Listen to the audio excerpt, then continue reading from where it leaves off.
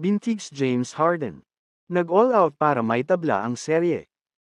Sa Game 4, ng Los Angeles Clippers laban sa Dallas Mavericks, malapit nang masalanta ang Clippers sa isang napakalaking pagkatalo, ngunit nagising si dating NBA MVP James Harden, sa ikaapat na quarter upang maiwasan ang isang nakakahiya at kontrobersyal na pagkatalo.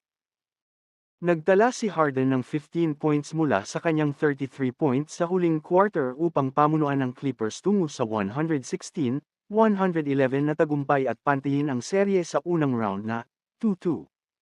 Nangunguna ang Los Angeles ng 31 points sa unang kalahati ng laro bago nagkaroon ng matinding pagsulong ang Dallas at naging aggressive sa ikaapat na quarter, ngunit tinulungan ni Harden ang Clippers na manatiling lamang.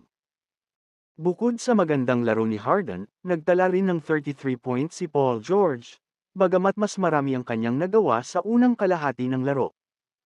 Wala ang star player na si Kawhi Leonard para sa Clippers, na kanyang ikalawang na-miss na laro sa serye dahil sa right knee inflammation. Samantala nasayang naman ang napakagandang performance ng Dallas duo.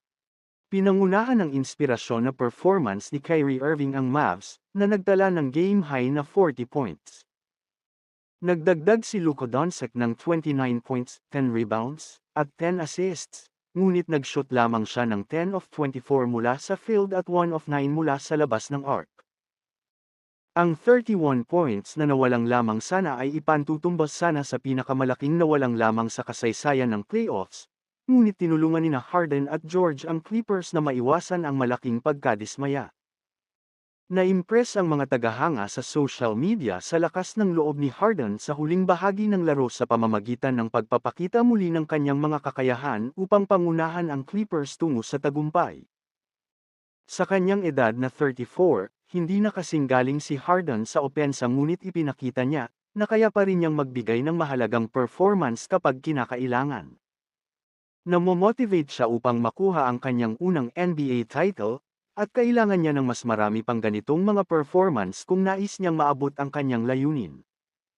Magbabalik sina Harden at ang Clippers sa kanilang tahanan na may kasama ang momentum mula sa Game 4 para sa Game 5.